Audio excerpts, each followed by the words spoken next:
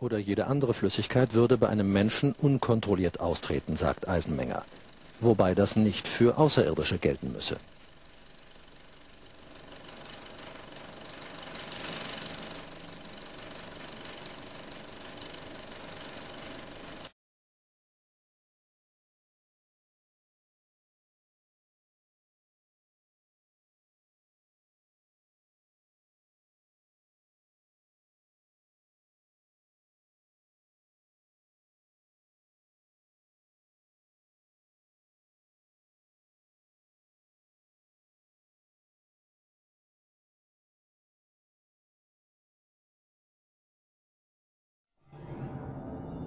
There are 3 events in UFO history that have made this motion picture possible. In the 1950s, Trevor James Constable unlocks one of the mysteries of UFOs, and that is the fact that most of them are invisible. By using infrared film in his cameras, he discovers UFOs that exist in a light spectrum that cannot be seen with the naked eye or photographed with conventional cameras. This opens a whole new aspect in the documenting of UFOs, and his discovery reveals that some UFOs may be living creatures. He calls them critters. In 1994, Jose Escamilla discovers a phenomenon called rods, a life form invisible to the naked eye that we had never seen before. He develops a technique for filming these life forms that exist in a realm of the very fast. He calls it sky fishing, using the high-speed shutter setting on a camera. In 1995, NASA stops airing live broadcasts from shuttle missions after UFO footage has been made public, creating a controversy about how much NASA really knows about their existence.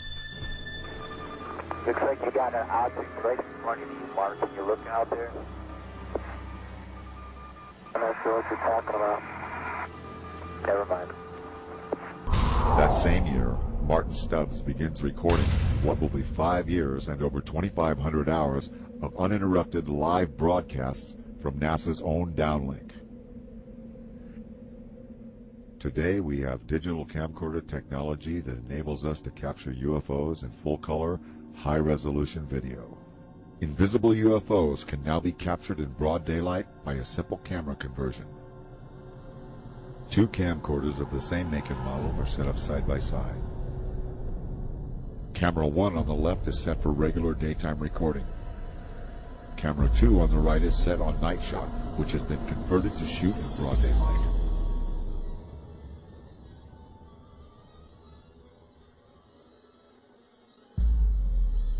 With the night shot camera on the right, a UFO that is in the infrared spectrum is clearly visible. Trevor James Constable discovered this. NASA has been doing this. And now, after thousands of years, Technology has finally caught up to the mystery of UFOs. These three events bring forth the accumulation of research and evidence that not only prove most of them are invisible, but that many UFOs could be living bioorganisms.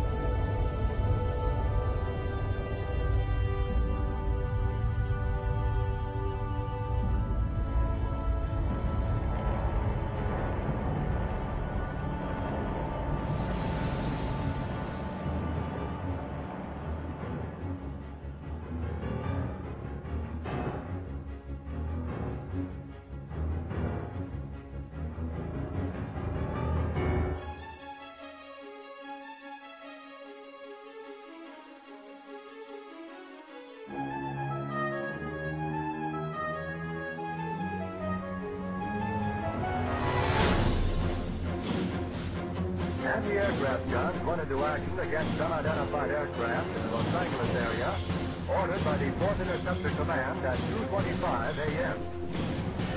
The unidentified object moved slowly down the Pacific coast from Santa Monica and disappeared south of Long Beach. Searchlights closely followed the object down the coast and kept it centered in their glare. Shells frequently could be seen bursting near the object, but none appeared to hit it. The shooting stopped about 3:30 a.m. Approximately 20 minutes after the firing died down, the ship returned and headed westward from Long Beach toward Santa Monica. The guns went into action again, hurling round after round of shells at the object. The barrage appeared to be closer to downtown Los Angeles, since watchers could hear the concussion of the guns more clearly, and the flash of bursting shells was brighter. Then the ship disappeared for the second time over the ocean. We return you now to CBS in New York. That was Byron Palmer on the West Coast.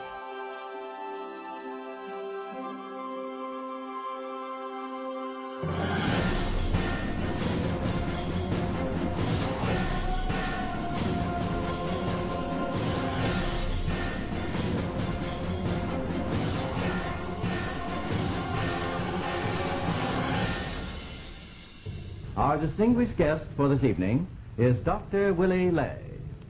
Well, now, is our own government, our own Defense Department, taking the flying saucer reports seriously? They have to. After all, the Air Force, which is the one which is investigating, is charged with the defense of our skies. So if there's anything in the skies which they don't know and cannot account for, it makes them understandably uneasy.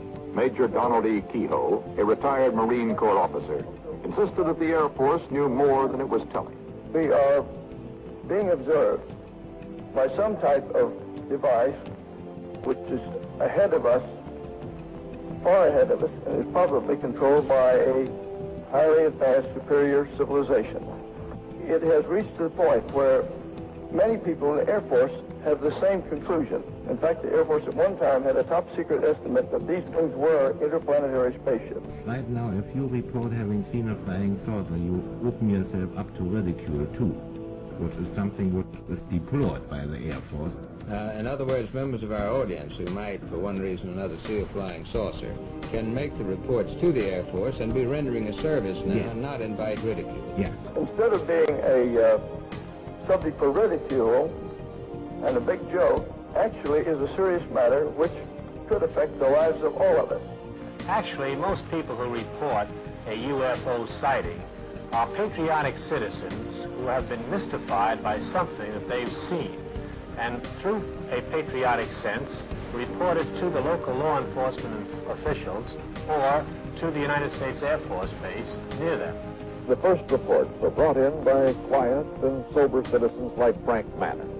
I looked north of me, and there looked like a fallen star. It was red and kind of coming down and on about a 45. And so then I watched it, and I was going to see if it landed and then maybe go down and see what it was. And when it got to the top of the trees, it stopped, and a blue and a white light come on it. And I looked at it, and I thought I was seeing things. Frank Manner's UFO remained over his swamp more than 4 hours.